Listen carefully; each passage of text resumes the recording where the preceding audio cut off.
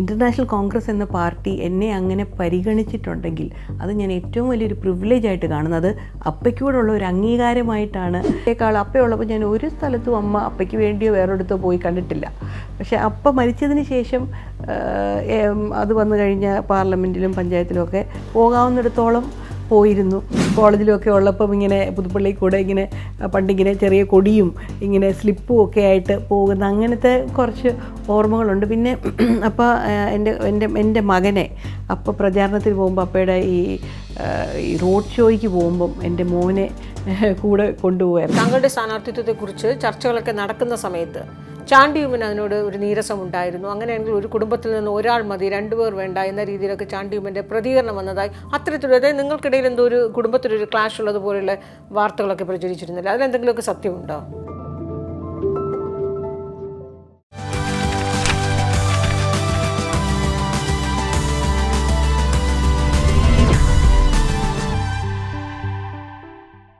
നമസ്കാരം, വാക്ക് മറുവാക്കിലേക്ക് സ്വാഗതം. കഴിഞ്ഞ നിയമസഭാ തെരഞ്ഞെടുപ്പിൽ കേരളത്തെ നയിച്ച അധികായന്മാരുടെ ശൂന്യതയിൽ നിന്നുകൊണ്ടാണ് ഈ നിയമസഭാ തെരഞ്ഞെടുപ്പിനെ നാം നേരിടുന്നത്.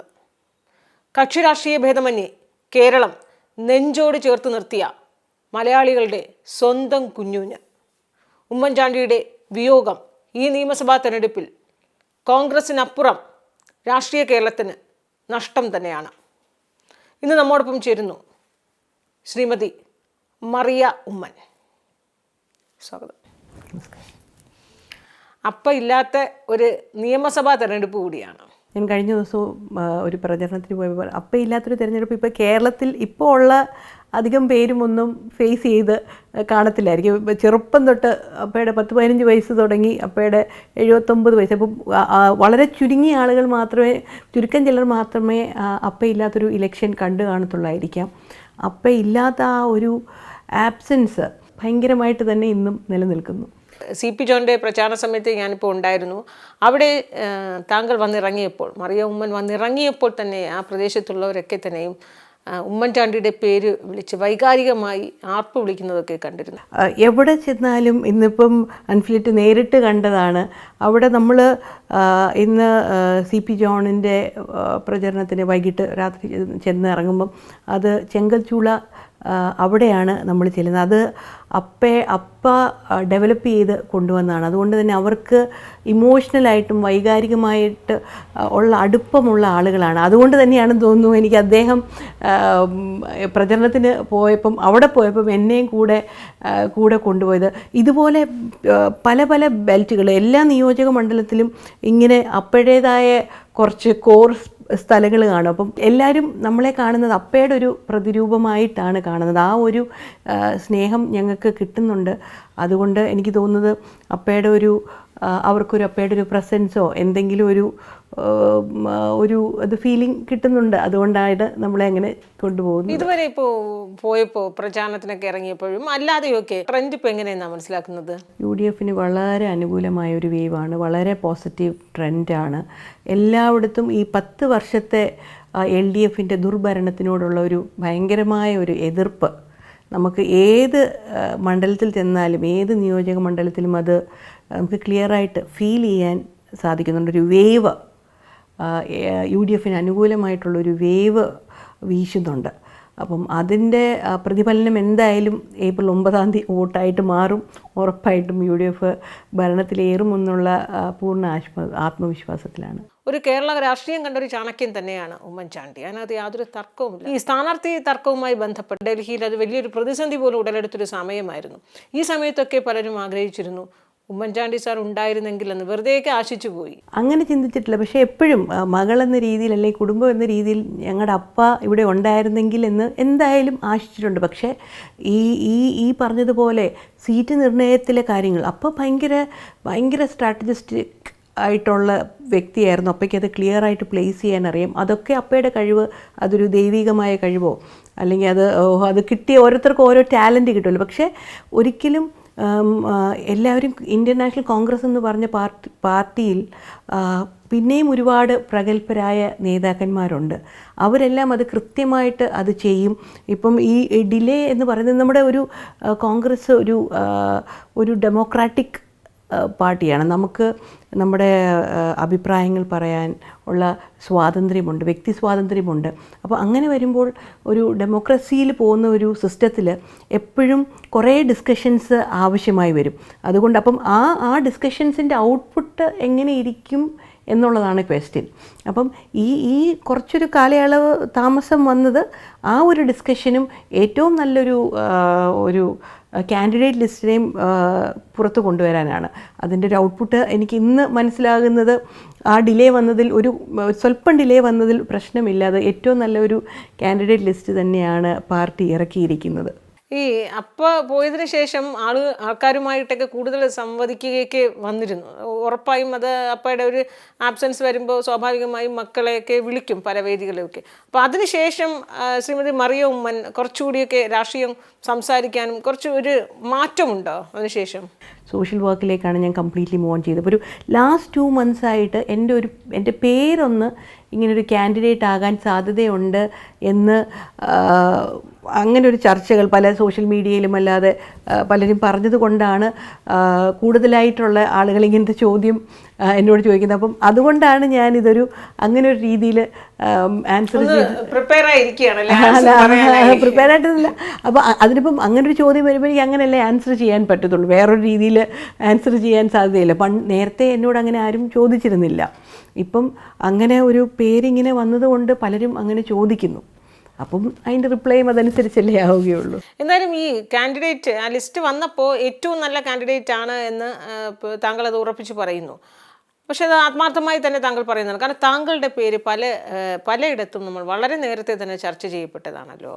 ഏറ്റവും ഒടുവിൽ ഈ അടൂർ പ്രകാശ് കഴിഞ്ഞ ദിവസം ഈ പത്തനംതിട്ടയിലെ ആ വേദിയിൽ വെച്ച് താങ്കളുടെ സാന്നിധ്യത്തിലാണ് മറിയം ഉമ്മൻ ഇവിടെ ഇങ്ങനെ ഇരിക്കേണ്ടതായിരുന്നില്ല എന്ന് താങ്കളുടെ സ്ഥാനാർത്ഥിത്വത്തെ പരോക്ഷമെന്ന് പറയാൻ പറ്റില്ല, പ്രത്യക്ഷമായി തന്നെ അത് എന്തൊക്കെയോ ഇങ്ങനെ സംഭവിച്ചു പോയി എന്ന് അദ്ദേഹം, അതായത് താങ്കൾ അവിടെ സ്ഥാനാർത്ഥി ആകേണ്ടതായിരുന്നു, നിർഭാഗ്യവശാൽ അത് സംഭവിച്ചില്ല എന്ന രീതിയിൽ അദ്ദേഹം അത് പറയുന്നൊരു സാഹചര്യം ഉണ്ടായല്ലോ. ഇൻ്റർനാഷണൽ കോൺഗ്രസ് എന്ന പാർട്ടി എന്നെ അങ്ങനെ പരിഗണിച്ചിട്ടുണ്ടെങ്കിൽ അത് ഞാൻ ഏറ്റവും വലിയൊരു പ്രിവിലേജ് ആയിട്ട് കാണുന്നത്. അപ്പയ്ക്കൂടുള്ള ഒരു അംഗീകാരമായിട്ടാണ് കാണുന്നത്. ചാണ്ടിയും പറഞ്ഞിരുന്നു, ഉമ്മൻചാണ്ടിയുടെ ഒരു മകളെയും കൂടെ പാർട്ടി കൺസിഡർ ചെയ്യുകയാണെങ്കിൽ അത് അപ്പയ്ക്കുള്ളൊരു പ്രിവിലേജ് ആയിട്ടാണ് കാണുന്നത്. പക്ഷേ ഒരിക്കലും ഈ പറഞ്ഞല്ലോ, പാർട്ടിയാണ് എല്ലാം തീരുമാനിക്കുന്നത്. ഒരിക്കലും അങ്ങനെ ഒരു ഡിസ്കഷൻ നമ്മുടെ ഫാമിലിയിലോ പാർട്ടിയിലോ ഞങ്ങളുടെ അടുത്ത് എൻ്റെ അറിവിൽ അങ്ങനെ വന്നിട്ടില്ല. അപ്പോൾ പാർട്ടി ഇനിയിപ്പോൾ അങ്ങനത്തെ ഒരു ഡിസ്കഷനൊന്നും വലിയൊരു പോയിൻ്റില്ല. നമ്മൾ ഈ 140 പേരെ വിജയിപ്പിക്കുക എന്നുള്ളതാണ് നമ്മുടെ മുമ്പിലുള്ള ഒരു ലക്ഷ്യം. അപ്പോൾ അങ്ങനെ അടൂർ പ്രകാശ് ആ വേദിയിൽ അങ്ങനെ ഒരു പരസ്യമായി പറഞ്ഞപ്പോൾ ശരിക്കും അത്തരത്തിലുള്ള ചർച്ചകൾ എവിടെയൊക്കെയോ നടന്നു എന്ന് പിന്നീട് ഇപ്പോൾ തോന്നുന്നുണ്ടോ? നടന്നതുകൊണ്ടായിരിക്കുമല്ലോ അദ്ദേഹം പറഞ്ഞത്. പക്ഷേ എൻ്റെ അടുത്ത് ആരും അങ്ങനെ ഒഫീഷ്യലായിട്ടുള്ളൊരു താങ്കളുടെ അടുത്ത് ഒഫീഷ്യലായി ഒരു കമ്മ്യൂണിക്കേഷൻ നടത്തില്ല, പക്ഷേ അനൗപചാരികമായി അത്തരം ചർച്ചകളൊക്കെ അതുകൊണ്ടായിരിക്കുമല്ലോ അദ്ദേഹം അത് പറഞ്ഞു. അതാ ഞാൻ പറഞ്ഞത്, അതിനെ ഞാനൊരു പ്രിവിലേജ് ആയിട്ട് കാണുന്നു. അത് അപ്പയ്ക്കുള്ള പ്രിവിലേജ് ആയിട്ട് എടുക്കുകയാണ്. പാർട്ടി എപ്പോഴും അപ്പയ്ക്ക് വളരെ വളരെ റെസ്പെക്റ്റ്ഫുള്ളായിട്ടുള്ള ഇതിലാണ് അപ്പയെ കൺസിഡർ ചെയ്തിട്ടുള്ളത്. അപ്പം നമ്മുടെ ട്രീറ്റ്മെൻറ്റ് ടൈമിലാണെങ്കിലും എല്ലാ കാര്യത്തിലും പാർട്ടി വളരെ റെസ്പെക്റ്റ്ഫുള്ളായിട്ടാണ് നമ്മൾ നോക്കിയിട്ടുള്ളത്. അപ്പം ഇതും അപ്പോഴേക്കുള്ളൊരു ഇപ്പോഴത്തെ നമ്മുടെ പ്രകടന പത്രികയിൽ 5 ഉറപ്പ്, അത് ഏറ്റവും വലിയൊരു അതിൽ ഒരെണ്ണം അപ്പോൾ ഏറ്റവും ആഗ്രഹിച്ചതാണ് സാധാരണക്കാരനായ ജനങ്ങളുടെ ആരോഗ്യ സംരക്ഷണ മേഖല. അപ്പം അപ്പയുടെ പേരിലാണ് പാർട്ടി 25 ലക്ഷം രൂപയുടെ ഇൻഷുറൻസ്, അപ്പയുടെ പേരിലാണ് ആ ഇൻഷുറൻസ് പോളിസി. അത് അപ്പയോടുള്ള വലിയൊരു അംഗീകാരമല്ലേ. അത് ഞങ്ങൾക്ക് കുടുംബത്തിലെ ഓരോ അംഗങ്ങൾക്കും അതിന് പാർട്ടിയോടും നേതൃത്വത്തിനോടും രാഹുൽജിയോടും ഒക്കെ അതിയായ നന്ദിയുണ്ട്. അപ്പം ഇതും മറ്റൊരു അംഗീകാരമായിട്ട് കാണാൻ സാധിക്കും. സ്ഥാനാർത്ഥിത്വം, അതായത് താങ്കളുടെ സ്ഥാനാർത്ഥിത്വത്തെക്കുറിച്ച് ചർച്ചകളൊക്കെ നടക്കുന്ന സമയത്ത് ചാണ്ടിയുമ്മൻ അതിനോട് ഒരു നീരസം ഉണ്ടായിരുന്നു. അങ്ങനെയാണെങ്കിൽ ഒരു കുടുംബത്തിൽ നിന്ന് ഒരാൾ മതി, 2 പേർ വേണ്ട എന്ന രീതിയിലൊക്കെ ചാണ്ടിയുമ്മൻ്റെ പ്രതികരണം വന്നതായി അത്തരത്തിലുള്ള, അതായത് നിങ്ങൾക്കിടയിൽ എന്തോ ഒരു കുടുംബത്തിലൊരു ക്ലാഷ് ഉള്ളതുപോലെയുള്ള വാർത്തകളൊക്കെ പ്രചരിച്ചിരുന്നില്ല. അതിലെന്തെങ്കിലുമൊക്കെ സത്യമുണ്ടോ? അതിനകത്തൊന്നും ഒരു സത്യമില്ല. ഞാൻ പല ചാനൽ ഇൻ്റർവ്യൂകളിലും പറഞ്ഞു കഴിഞ്ഞു. ഇത് ചാണ്ടി തന്നെ നേരത്തെ ഉള്ള ചാണ്ടി തന്നെ ഞാൻ പറഞ്ഞു, ഒരാളെയും കൂടെ പാർട്ടി കൺസിഡർ ചെയ്യണത് അപ്പയ്ക്കുള്ള അംഗീകാരമാണെന്നുള്ളത് ചാണ്ടി തന്നെ പറഞ്ഞു. പിന്നെ അപ്പയുടെ അഭിപ്രായമാണ് ചാണ്ടി പറഞ്ഞത്. അപ്പയ്ക്ക് അങ്ങനൊരു അഭിപ്രായമുണ്ടായിരുന്നു, അത് ചാണ്ടി പറഞ്ഞു. അല്ലാതെ നമ്മുടെ ഇടയിൽ അങ്ങനൊരു തർക്കങ്ങളോ കാര്യങ്ങളോ ഒന്നുമില്ലായിരുന്നു. പിന്നെ പറഞ്ഞത് പാർട്ടി പറയുവാണെങ്കിൽ നമുക്ക് അത് നമ്മൾ കുടുംബത്തിൽ ഡിസ്കസ് ചെയ്യും. അങ്ങനൊരു അവസരം വന്നിരുന്നില്ല. അങ്ങനൊരു അവസരം വരാത്തതുകൊണ്ട് നമ്മളാരും ഡിസ്കസ് ചെയ്തിരുന്നില്ല. ബാക്കിയെല്ലാം വെറും വാർത്തകൾ മാത്രമാണ്. അങ്ങനൊരു തർക്കമോ കാര്യങ്ങളോ ഒന്നുമില്ലായിരുന്നു. ഉമ്മൻചാണ്ടിയുടെ മരുമകൻ 2020 പാർട്ടിയിൽ ചേർന്നു എന്ന രീതിയിലുള്ള ചർച്ചകളും അതും ഒരു വിവാദമായൊക്കെ വന്നിരിക്കുകയാണല്ലോ.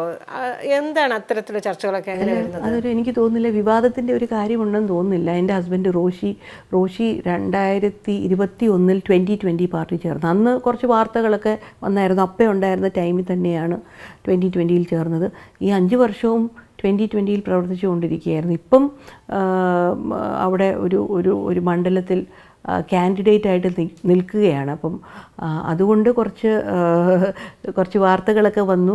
അത് ഞങ്ങളുടെ രണ്ടുപേരുടെയും വ്യത്യസ്തമായ രാഷ്ട്രീയ ചിന്താഗതികളാണ്. അപ്പോൾ രാഷ്ട്രീയം ഒരിക്കലും നമ്മൾ ഡിസ്കസ് ചെയ്യാറുമില്ല. അത് പേഴ്സണൽ ചോയ്സായിട്ട് റോഷി എടുത്തു.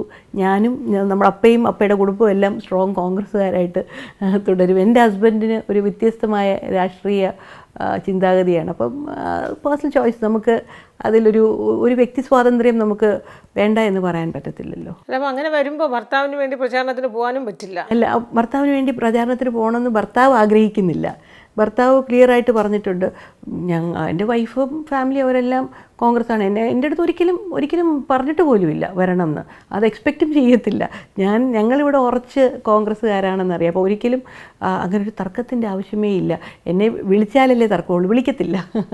അപ്പോൾ അമ്മ എങ്ങനെയാണ് അപ്പ ഇല്ലാത്ത ഒരു ഇലക്ഷനും ഒക്കെ വരുമ്പോൾ പ്രചാരണം പൊതുവെ ആ ഒരു തിരക്കിൽ നിന്നൊക്കെ മാറി നിൽക്കുന്നു എന്ന് പറയുമ്പോൾ കുടുംബം എങ്ങനെയാണ് അതിനെ അക്സെപ്റ്റ് ചെയ്ത് തുടങ്ങിയോ? ഇപ്പം 2.5 വർഷം കഴിഞ്ഞപ്പം സ്ലോലി അക്സെപ്റ്റ് ചെയ്ത് വരുന്നു. പക്ഷേ ഞാൻ പറഞ്ഞില്ല, അപ്പ ഉണ്ടായിരുന്നപ്പോൾ അമ്മ ഒരു ഇലക്ഷന് പോയതായിട്ട് ഞാൻ കണ്ടിട്ടില്ല. പക്ഷേ അപ്പയുടെ മരണശേഷം അമ്മയ്ക്ക് പിന്നെ ഈ പറഞ്ഞ പോലെ നമ്മൾ ആരാണേലും, എനിക്ക് എൻ്റെ ഫീലിംഗ് പറയാം, നമ്മൾ പുറത്തിറങ്ങിയ ആളുകളെ കാണുമ്പോൾ, ആളുകളുടെ സ്നേഹം കാണുമ്പോൾ നമുക്ക് ഈ അപ്പയുടെ മിസ്സിങ് അത്രയും കുറച്ച് കുറയും. അപ്പം അമ്മയും പണ്ടത്തേക്കാൾ അപ്പയുള്ളപ്പോൾ ഞാൻ ഒരു സ്ഥലത്തും അപ്പയ്ക്ക് വേണ്ടിയോ വേറൊരിടത്തോ പോയി കണ്ടിട്ടില്ല. പക്ഷേ അപ്പ മരിച്ചതിന് ശേഷം അത് വന്നു കഴിഞ്ഞ പാർലമെൻറ്റിലും പഞ്ചായത്തിലും ഒക്കെ പാർലമെൻറ്റിൽ നന്നായിട്ട് പോകാവുന്നിടത്തോളം പോയിരുന്നു. അപ്പം നമ്മളും കുറച്ച് ജനങ്ങളുമായിട്ട്, അമ്മയും കുറച്ച് ജനങ്ങളുമായിട്ട് ഇടപഴകുമ്പോൾ കുറച്ചൊരു ആശ്വാസം അവിടെ കണ്ടെത്തുന്നുണ്ട്. അപ്പോൾ അമ്മയും അങ്ങനെ തന്നെയാണ്. അമ്മയുടെ ആരോഗ്യം പെർമിറ്റ് ചെയ്യുന്ന രീതിയിൽ പോകുന്നുണ്ട്. അപ്പോൾ ഉള്ള കാലത്ത് തെരഞ്ഞെടുപ്പ് പ്രചാരണ സമയത്തൊക്കെയുള്ള നല്ല ഓർമ്മകളൊക്കെ കാണുമല്ലോ. അപ്പയ്ക്ക് വേണ്ടി പണ്ട് ചെറുപ്പത്തിലൊക്കെ വോട്ട് പിടിക്കാൻ പോയത് എനിക്ക് ഓർമ്മയുണ്ട്. ചെറുപ്പത്തിൽ സ്കൂളിലും കോളേജിലും ഒക്കെ ഉള്ളപ്പം ഇങ്ങനെ പുതുപ്പള്ളി കൂടെ ഇങ്ങനെ പണ്ടിങ്ങനെ ചെറിയ കൊടിയും ഇങ്ങനെ സ്ലിപ്പും ഒക്കെ ആയിട്ട് പോകുന്ന അങ്ങനത്തെ കുറച്ച് ഓർമ്മകളുണ്ട്. പിന്നെ അപ്പോൾ എൻ്റെ മകനെ അപ്പോൾ പ്രചാരണത്തിന് പോകുമ്പോൾ അപ്പയുടെ ഈ റോഡ് ഷോയ്ക്ക് പോകുമ്പം എൻ്റെ മോനെ കൂടെ കൊണ്ടുവരുന്നു. അപ്പോൾ അത് മുത്തിന് ഭയങ്കര സന്തോഷമായിട്ടുള്ളൊരു കാര്യമായിരുന്നു. പിന്നെ അങ്ങ് ലാസ്റ്റ് ഇലക്ഷനൊക്കെ ആയപ്പം അപ്പോൾ കുറച്ച് ഹെൽത്ത് വീക്കായിരുന്നു. എന്നാലും അപ്പോൾ എല്ലാ മണ്ഡലത്തിലും ഓടുന്നതൊക്കെ എനിക്ക് ഇന്നും കൃത്യമായിട്ട് ഓർമ്മയുണ്ട്. പക്ഷേ ചിലപ്പം അങ്ങനെ ജില്ലകൾ കണക്ട് ചെയ്ത് പോകുമ്പം വീട്ടിൽ വരത്തില്ലല്ലോ, അങ്ങ് നോർത്തിലോട്ട് അങ്ങ് പോയി കഴിയുമ്പം. അത് കഴിഞ്ഞ് കുറച്ച് ദിവസം കഴിഞ്ഞായിരിക്കും വരുന്നത്. 2021 ഇലക്ഷന് ലാസ്റ്റ് തീരെ വയ്യാതായാണ് തിരിച്ച് വീട്ടിൽ വന്നത്. അങ്ങനത്തെ പിന്നെ ഈ കാൻഡിഡേറ്റ് ഡിസ്കഷൻ്റെ ടൈമിൽ നല്ല എപ്പോഴും മീറ്റിങ്ങുകളും ചർച്ചകളും അതൊക്കെ വീട് ഇവിടെ കേന്ദ്രീകരിച്ച് തന്നെ ആയിരിക്കുമല്ലോ. അത് ഇവിടെയും അങ്ങനെ പല സ്ഥലത്ത് അപ്പോൾ വെളിയിലുമൊക്കെ പോകും. നമ്മളോട് എവിടെയാണെന്ന് പറയത്തില്ല. പിന്നെ ഡൽഹിയിൽ പോകും. അങ്ങനെ കാൻഡിഡേറ്റ് ഡിസ്കഷനൊക്കെ പോകുന്നതൊക്കെ ഒരുപാട് നല്ല ഓർമ്മകളായിട്ടുണ്ട്. നല്ല ഓർമ്മകളായിട്ടെന്ന് പറഞ്ഞാൽ അതിൻ്റെ അപ്പോൾ നമ്മളോടൊന്നും പ്രകടിപ്പിക്കത്തില്ല. പക്ഷേ ആ ഒരു തിരക്ക് നമുക്ക് മനസ്സിലാക്കാൻ സാധിക്കും. ഈ തെരഞ്ഞെടുപ്പ് സമയത്തൊക്കെ പൊതുവെ വീട്ടിൽ ഇല്ലാത്തവരാണ്, അത്രയേറെ തിരക്ക് തന്നെയാണ്. അപ്പോൾ പ്രചാരണത്തിന് പ്രത്യേകിച്ച് ഈ നിയമസഭാ പാർലമെൻറ്റ് തിരഞ്ഞെടുപ്പായാലും നിയമസഭാ തിരഞ്ഞെടുപ്പായാലും പൊതുവെ ചൂടുള്ളൊരു സമയമാണല്ലോ. മെയ് മാസം എന്ന് പറയുന്നത്, മാർച്ച് മെയ് എന്ന് പറയുന്നത് ഈ സമയത്തായിരിക്കുമല്ലോ തിരഞ്ഞെടുപ്പ്. അപ്പോൾ ഈ കൊടും വെയിലത്ത് ചൂടത്ത് ഈ നേരെ ആഹാരം കഴിക്കാതെ വിശ്രമമില്ലാതെ അപ്പ വന്നിങ്ങനെ വീട്ടിലിരിക്കുമ്പോൾ അങ്ങനെ അത്തരത്തിൽ എന്തെങ്കിലുമൊക്കെ ഓർമ്മകളുണ്ടോ? അങ്ങനെ വീട്ടിലിരിക്കുന്നില്ലല്ലോ, നമ്മളങ്ങനെ കാണുന്നില്ലല്ലോ. അപ്പം ഒന്നീ പല ദിവസങ്ങൾ കഴിഞ്ഞ് രാത്രി കയറി വരുന്നു, ഒരുപാട് ലേറ്റായിട്ട് കയറി വരുന്നു, അല്ലെങ്കിൽ ദിവസം വന്നാലും ഒരുപാട് ലേറ്റായിട്ട് കയറി വരുന്നു. അപ്പം വിശ്രമിക്കുന്നതോ വന്നു കഴിഞ്ഞാൽ അപ്പം അത്രയും ലേറ്റായിട്ട് വരുമ്പം ചിലപ്പം ഇവിടെ കഞ്ഞി ഉണ്ടെങ്കിൽ കഞ്ഞി കുടിക്കും, അല്ലെങ്കിൽ പിന്നെ അത്രയും 12 മണി 1 മണി സമയത്താണെങ്കിൽ അപ്പോൾ ഇലക്ഷൻ ടൈമിലൊന്നും അല്ലാതെ കഞ്ഞി കുടിക്കാനുള്ളൊരു അവസരത്തിൽ വന്നിട്ടുണ്ടെന്ന് എനിക്ക് തോന്നുന്നില്ല. ഒരുപാട് ലേറ്റായിട്ട് വരും, കുളിക്കും, എല്ലാ ദിവസവും രാവിലെ പോയി രാത്രി വന്ന് കുളിച്ചിട്ട് അപ്പം കിടക്കും. ഈ തെരഞ്ഞെടുപ്പൊക്കെ കഴിഞ്ഞ് UDF പ്രതിപക്ഷത്തൊക്കെ വരുന്നൊരു സമയമൊക്കെ ഉണ്ടല്ലോ, ഒരു വിഷമമോ ഒരു നിരാശബോധമോ അങ്ങനെ എന്തെങ്കിലും? അങ്ങനെ അപ്പയുടെ ഒരു ഫീലിങ്സും നമുക്ക് ആർക്കും മനസ്സിലാക്കാൻ പറ്റത്തില്ല. എനിക്ക് തോന്നുന്നില്ല അൺഫിൽറ്റഡ് ഇൻ്റർവ്യൂ എടുത്തിട്ടുണ്ടെങ്കിൽ അപ്പയുടെ മനസ്സിൽ എന്താണെന്ന് നമുക്കൊന്നും റീഡ് ചെയ്തെടുക്കാൻ പറ്റത്തില്ല. പക്ഷെ ഒരുപാട് സന്തോഷിക്കുകയോ ഒരുപാട് ദുഃഖിക്കുകയോ ചെയ്യുന്നൊരു വ്യക്തിയല്ല അപ്പം ഭരണമുള്ളത് കൊണ്ട് ഒരുപാട് സന്തോഷവും ഭരണമില്ലാത്തത് കൊണ്ട് സങ്കടം എന്നൊരു പ്രതിഭാസം ഉണ്ടായിട്ടില്ല. അപ്പയുടെ ജീവിതം എന്നും ജനങ്ങളാൽ ചുറ്റപ്പെട്ട് തന്നെയായിരുന്നു. അപ്പം അതിന് ഭരണപക്ഷമോ പ്രതിപക്ഷമോ ഒന്നുമില്ല, ജനങ്ങളെ സേവിക്കുക, ജനങ്ങൾക്ക് നന്മ ചെയ്യുക എന്നുള്ളതായിരുന്നു അപ്പയുടെ ഒരു ജീവിത ലക്ഷ്യം. പലയിടത്തും പോകുമ്പോൾ തന്നെ ഇപ്പോഴും നമ്മളൊന്നും കേൾവി പോലും ഇല്ലാത്ത പല കാര്യങ്ങളാണ് പറയുന്നത്. അപ്പോൾ മുഖ്യമന്ത്രിയായിരുന്നപ്പോൾ ഒരു വീട്ടിലൊരു കുഞ്ഞ് ഒരാൾ ഫോൺ വിളിച്ചിട്ട് എൻ്റെ വീട്ടിൽ കറണ്ട് ഇല്ല എന്ന് പറഞ്ഞപ്പോൾ മുഖ്യമന്ത്രി നേരിട്ട് ഇടപെട്ട് ആ വീട്ടിൽ കറണ്ട് കൊടുത്ത കഥകൾ സംഭവങ്ങൾ വരെ ഉള്ള അത്രയും ചെറിയ ആളുകൾ പലരും ഒരു മുഖ്യമന്ത്രി ചെയ്യേണ്ടതല്ല, പഞ്ചായത്ത് പ്രസിഡന്റ് ചെയ്യേണ്ട ജോലിയാണ് മുഖ്യമന്ത്രി ചെയ്ത് എന്ന് പറഞ്ഞ് കളിയാക്കുക വരെ അപ്പേ ചെയ്തിട്ടുണ്ട്. പക്ഷേ അങ്ങനെ ചെയ്യേണ്ട അത്രയും ഒരു മൈന്യൂട്ട് കാര്യം വരെ ചെയ്തതുകൊണ്ടാണ് അപ്പ ഇന്നും ജനങ്ങളുടെ ഹൃദയത്തിൽ ജീവിക്കുന്നത്. അപ്പം ഒരിക്കലും ഭരണപക്ഷമോ ഇരിക്കുന്നത് കൊണ്ടോ പ്രതിപക്ഷത്തിരിക്കുന്നതോ അപ്പയുടെ ജീവിത രീതിയോ തോട്ട് പ്രോസസ്സിനെയോ ഒന്നും മാറ്റിയിട്ടില്ല. എന്നും ജനങ്ങൾക്ക് വേണ്ടി ജീവിക്കുക എന്നുള്ള, അവരെ സഹായിക്കുക എന്നുള്ളതായിരുന്നു അപ്പയുടെ ആഗ്രഹം. തീരെ വയ്യാതിരുന്നപ്പോൾ പോലും അപ്പ പറഞ്ഞിരുന്നത് പേഷ്യൻസിനെ സഹായിക്കണം എന്നുള്ളതായിരുന്നു അപ്പയുടെ ആഗ്രഹം. അത്രയും മനസ്സിൽ ആ ഒരു ആർദ്രത ഉണ്ടായിരുന്നു. സാധാരണക്കാരൻ അപ്പയുടെ ഇതിൽ സാമ്പത്തികമായി ഉയർന്ന വ്യക്തികൾക്ക് ഇപ്പോൾ ഒരു രോഗം വന്നു കഴിഞ്ഞാൽ അവർക്ക് എന്ത് രീതിയിലും ചികിത്സ നേടി അവർക്ക് സുഖം പ്രാപിക്കാൻ പറ്റും. പക്ഷേ ഒരു സാധാരണക്കാരനൊരു മാരകമായൊരു രോഗം വന്നു കഴിഞ്ഞാൽ അവൻ്റെ കുടുംബമാണ് അവിടെ തകരുന്നത്. ആ വ്യക്തി മിക്കവാറും പലപ്പോഴും ആ വ്യക്തി എങ്ങാനും മരിച്ചു പോയി കഴിഞ്ഞാൽ ഇവരുടെ ആ വ്യക്തി പോവുകയും ചെയ്യും, അവരുടെ സാമ്പത്തികം നഷ്ടപ്പെടുകയും ചെയ്യും, കുടുംബം കടം ഭാരത്തിലെത്തുകയും ചെയ്യും. അപ്പം അതെപ്പോഴും അപ്പയുടെ ഒരു മനസ്സിനെ അലട്ടിയിരുന്നൊരു സംഭവമാണ്. അപ്പം അതുകൊണ്ട് തന്നെയാണ് അപ്പ മുഖ്യമന്ത്രിയായിരുന്നപ്പോൾ ഒരുപാട് കാരുണ്യ പ്രവർത്തനങ്ങൾ, അങ്ങനെയുള്ള ഒരുപാട് സ്കീംസ് ഉണ്ടാക്കിയിരുന്ന ഈ കരുതലിൻ്റെ സ്കീംസ് ഈ ആരോഗ്യ മേഖലയിൽ കരുതി വച്ചിരുന്നത്. ഈ ഒരു തോട്ട് പ്രോസസ്സിൻ്റെ അനുസരിച്ചാണ് അത് ചെയ്തത്. ഇതിപ്പോൾ പ്രചാരണത്തിനൊക്കെ പോകുമ്പോൾ ഇതുവരെയുള്ള മണ്ഡലങ്ങളിലൊക്കെ പോയപ്പോൾ ഈ അപ്പ ചെയ്ത കാര്യങ്ങൾ ഓരോരുത്തരും ഇങ്ങനെ ഇപ്പോഴും പറഞ്ഞുകൊണ്ടേ ഇരിക്കുകയാണ് അല്ലേ? അതിപ്പോൾ ഞാൻ പറയാം, ഇപ്പം എല്ലായിടത്തും പോകുമ്പോൾ എല്ലാവരെയും കാണണമെന്നില്ല. പക്ഷേ ഇന്ന് പോയപ്പോഴും ഒരു വ്യക്തി എൻ്റെ അടുത്ത് സംസാരിച്ചു. ഇന്നലെ ഞാൻ പുതുപ്പള്ളി പള്ളിയിൽ പോയിരുന്നപ്പം ഒരു പ്രായമായ മനുഷ്യൻ അദ്ദേഹത്തിന് വേണ്ടി ചെയ്ത ഇതുപോലൊരു ചെറിയ ഒരു സാധാരണക്കാരൻ അപ്പയെ മുഖ്യമന്ത്രിയായിരുന്ന സമയത്ത് അവിടെ ക്ലിഫ് ഹൗസിൽ പോയിരുന്ന് കണ്ടു. അപ്പം ഉച്ചയ്ക്കേ വരുള്ളൂ, പൊക്കോളാൻ മഞ്ഞിൽ അയാൾ പോകുന്നില്ല എന്ന് പറഞ്ഞാൽ ആ വ്യക്തി അവിടെ ഇരുന്നു. അപ്പം 2 മണി കഴിഞ്ഞപ്പോഴെങ്ങാണ്ട് അപ്പ വന്ന് അകത്തോട്ട് പോയപ്പോഴത്തേക്ക് ഇദ്ദേഹത്തെ കണ്ടിട്ട് അപ്പ വന്നു. എന്നിട്ട് എന്താ കാര്യം എന്ന് ചോദിച്ചു. ഒരു പാവപ്പെട്ട ഒരു മനുഷ്യൻ അവിടെ ക്ലിഫ് ഹൗസിലാണ്. അപ്പം എന്തോ അദ്ദേഹത്തിൻ്റെ ഒരു കാര്യം പറഞ്ഞു. അപ്പം ഭക്ഷണം പോലും കഴിക്കുന്നതിന് മുമ്പ് അപ്പം ആ കാര്യം വിളിച്ച് പറഞ്ഞ് എന്തോ വസ്തു തർക്കമെങ്ങ എന്തോ ആണ്. അപ്പം ആ ഭക്ഷണം കഴിക്കുന്നതിന് മുമ്പ് തന്നെ വിളിച്ച് പറഞ്ഞിട്ടാണ് അപ്പം അകത്ത് കയറിയത്. ഇദ്ദേഹം ഇത് ഇന്നലെ എൻ്റെ അടുത്ത് പറഞ്ഞതാണ്. വീട്ടിൽ ചെന്നപ്പോഴത്തേക്ക് അവിടെ ആളുകൾ പലരും വന്നു. അപ്പോൾ RDO ഒക്കെ വന്നിട്ട് പറഞ്ഞു ഇനിയിപ്പോൾ നമുക്ക് ഇതിലൊന്നും ചെയ്യാൻ പറ്റത്തില്ല, ഇവർക്കെതിരായിട്ട് നിൽക്കുന്നവരോട് മുഖ്യമന്ത്രിയുടെ ഓർഡറാണ്, ഞങ്ങൾക്കിത് ചെയ്തു കൊടുത്താലേ പറ്റുള്ളൂ എന്ന് പറഞ്ഞ് അദ്ദേഹത്തിൻ്റെ ആ പ്രശ്നം സോൾവ് ആക്കിയ കാര്യം ഇന്നലെ ഞാൻ പള്ളിയിലിരുന്നപ്പോൾ ഒരു വ്യക്തി എന്നോട് പറഞ്ഞു. അങ്ങനെ നമുക്ക് ദിവസം എന്നില്ല, ഇടയ്ക്കിടയ്ക്ക് പോകുമ്പോൾ അപ്പം ഇതൊന്നും ഒരിടത്തും ഡോക്യുമെൻറ്റഡോ ആരും അറിയുന്ന കാര്യമല്ലല്ലോ.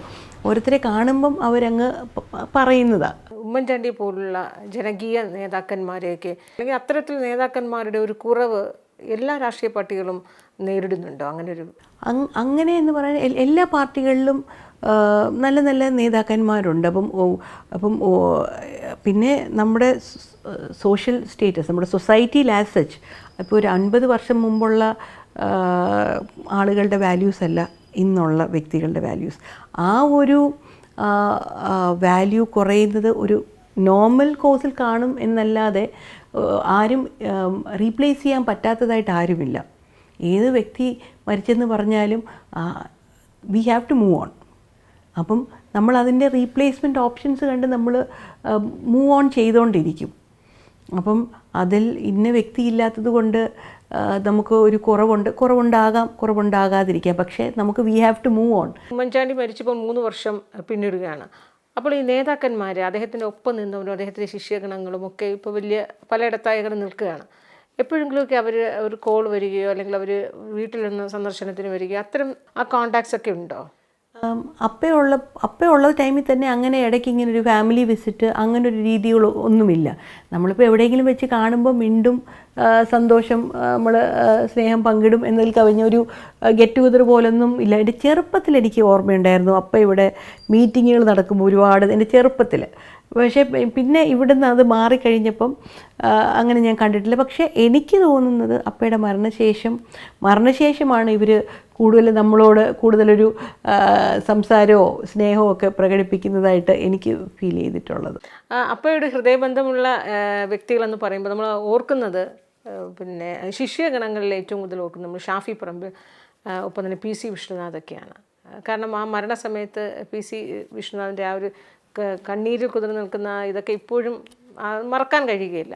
അപ്പോൾ അങ്ങനെയുള്ള ശിഷ്യന്മാരൊക്കെ എങ്ങനെയാണ് ഇപ്പോൾ വിളിക്കാറോ വരാറോ ഒക്കെ ഉണ്ടോ? അവരുടെയൊക്കെ ഒരു എല്ലാവരെയും പോലെ അവരും പണ്ടത്തെക്കാളേറെ നമ്മളെ ഇപ്പോൾ കാണുമ്പം മിണ്ടുകയും പറയുകയും സന്തോഷം പങ്കിടുകയൊക്കെ ചെയ്യാറുണ്ട്. ഇത്രയും സമയം വാക്കും മറുവാക്കുമായി സഹകരിച്ചതിൽ നന്ദി.